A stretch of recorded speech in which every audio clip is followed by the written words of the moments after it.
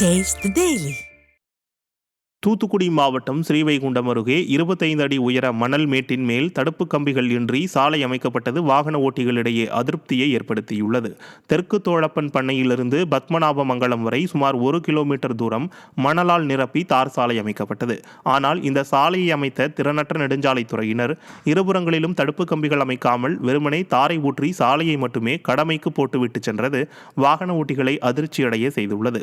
எனவே சம்பந்தப்பட்ட சாலையில் விபத்துக்களை தவிர்த்திட உடனடியாக தடுப்பு கம்பிகள் அமைக்க பொதுமக்கள் கோரிக்கை விடுத்துள்ளனர். விருதுநகர் மாவட்டம் ஸ்ரீவில்லிபுத்தூர் அருகே போதிய அரசு பேருந்துகள் இயக்கப்படாததால் பள்ளி மாணவர்கள் ஆபத்தான முறையில் படிக்கட்டுகளில் தொங்கியபடி பயணிக்கும் அவல நிலை ஏற்பட்டுள்ளது. ஸ்ரீவில்லிபுத்தூர் அடுத்த பிள்ளையார்குளம் மட்டைமில் அருகே புதியதாக கட்டப்பட்ட அரசு கலைக்கல்லூரி இயங்கி வருகிறது.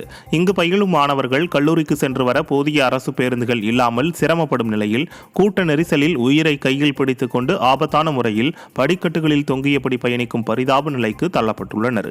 எனவே கூடுதல் பேருந்துகளை இயக்க வேண்டுமென விடியா திமுக அரசுக்கு மாணவர்கள் கோரிக்கை விடுத்துள்ளனர்.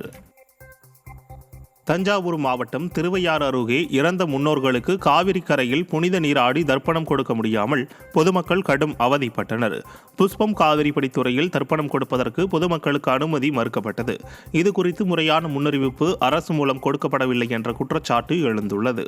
மேலும் சில இடங்களில் குறிப்பிட்ட சமூகத்தினருக்கு மட்டுமே அனுமதி அளித்ததால் பொதுமக்கள் மிகவும் சிரமத்திற்கு ஆளாகினர். திறனற்ற திமுக அரசின் மாவட்ட நிர்வாகம் முக்கியமான நிகழ்வுகளுக்கு முறையாக திட்டமிடுவதில்லை என பொதுமக்கள் குற்றம் சாட்டுகின்றனர். கும்பாபிஷேகம் நடக்கிறதுனால டைவர்ஷன் பண்ணி அனுப்பிவிட்டாங்க செவ்வாய்ப்படுத்துறங்கிற இடத்துக்கு.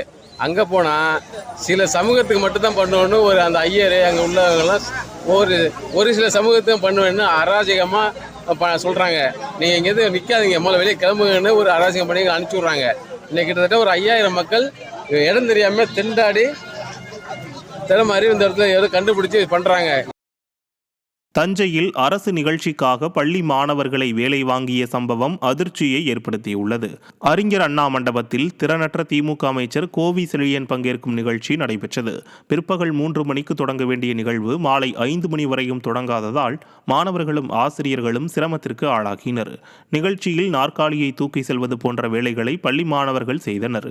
கல்வித்துறை சார்பில் நிகழ்ச்சிகளில் மாணவர்களை எந்த வேலையும் வாங்கக்கூடாது என ஏற்கனவே பள்ளிக்கல்வித்துறை அறிவித்திருக்கும் நிலையில் திமுக அரசு உத்தரவுகளை மதிக்காமல் செயல்பட்டதால் மாணவர்கள் அவதியடைந்தனர்.